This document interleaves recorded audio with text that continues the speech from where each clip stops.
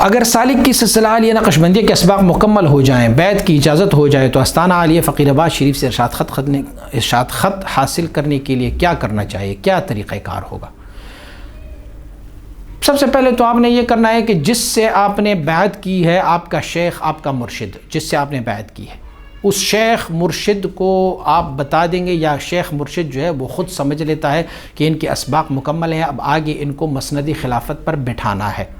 تو آپ ان شیخ کو کہہ دیں گے، وہ شیخ آپ کا نام لیں گے، جو ارشاد خط کا شکرانہ ہے وہ آپ سے لیں گے، اور وہ شیخ خود آ کے یہاں آستانہ عالیہ